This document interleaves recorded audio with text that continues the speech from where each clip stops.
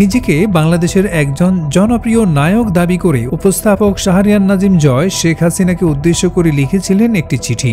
বলেছিলেন তার দোয়ায় ১৭ বছর ধরে বাংলাদেশের জনগণের বিনোদনের অন্যতম উৎস হয়ে আছেন টিভি পর্দায় ও সুস্থ চলচ্চিত্রে।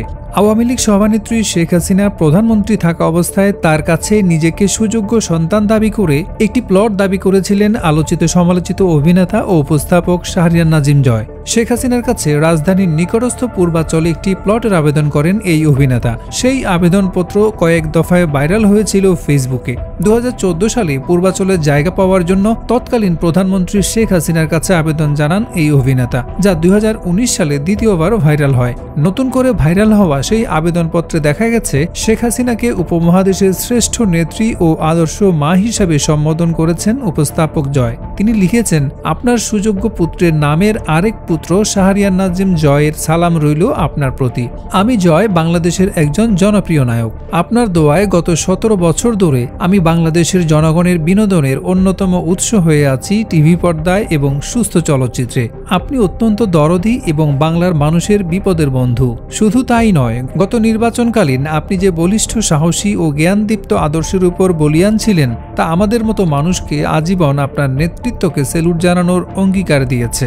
মা, আপনার নিকট একজন শিল্পীর আবেদন। আমার সমসাময়িক সব শিল্পী পূর্বাঞ্চলে ১০ কাঠা ৫ কাঠা প্লট পেয়েছে।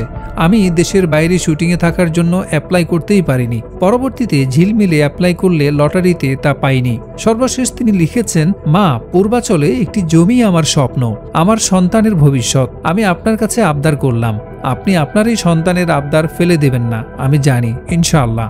ভাইরাল এই আবেদনপত্রটিতে জয়ের ছবির পাশে গৃহায়ন ও গণপূর্তমন্ত্রী ইঞ্জিনিয়ার মোশাররফ হোসেনের একটি সিলও দেখা গেছে। আর সুপারিশকারী হিসেবে রয়েছে যুব ও ক্রীড়া উপমন্ত্রী আরিফ খান জয়ের স্বাক্ষর। সামাজিক মাধ্যমে এই চিঠির ছবি ছড়িয়ে পড়ার পর বিপাকেই পড়েছেন জয়। নেটিজেনরা তার চাঁচা ছোলা সমালোচনা করছেন। এমন পরিস্থিতিতে ভুল স্বীকার করে নিজের ভেরিফাইড ফেসবুক আইডিতে পোস্ট করেছেন জয়। সেখানে লিখেছেন, আলো আসবে গ্রুপে পান নাই, ইউটিউবারদের ষড়যন্ত্রে পান নাই, তাই বলে আমাকে ছেড়ে দিবেন কেন? ২০১৪ সালের একটি চিঠি এই নিয়ে ১৪ বার ভাইরাল করলেন। সাবেক সরকারের কাছ থেকে অনেকেই জমি নিয়েছেন। সেই প্লটগুলো ১৩ এ ধারা। এই সরকার ইতিমধ্যে সব প্লট বাতিল ঘোষণা করেছে। তারপরও ফেসবুকে এই চিঠি নিজস্ব লোকেরা পোস্ট করছেন, আমার নাম্বার ভাইরাল করছেন এবং আমাকে সামাজিকভাবে হেনস্থা করছেন। এরপরই নিজের ভুল স্বীকার করে জয় যোগ করেন, অবশ্যই এই চিঠি চাটুকারিতার মধ্যেই পড়ে, এর জন্য অপমান আমার প্রাপ্য। কিন্তু দেখেন, শাস্তিটা বেশি দিয়ে ফেলেন না, আল্লাহ তবে আপনাদেরও ক্ষমা করবে না। আল্লাহ যে আছেন এবং যথাসময়ে পাপের শাস্তি হয় তা আমরা তো সবাই বুঝে গেছি, তাই না?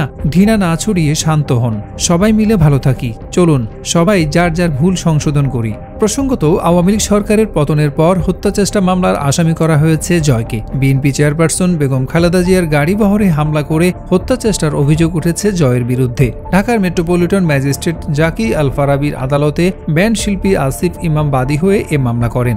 ২০০৭ সালে গোধূলি লগ্নে নাটকের মাধ্যমে টিভি পর্দায় আসেন জয়। এরপর বেসরকারি টেলিভিশনে sense of humour, common sense with Nazim Joy ও ৩০০ সেকেন্ড অনুষ্ঠান উপস্থাপনা করেন তিনি।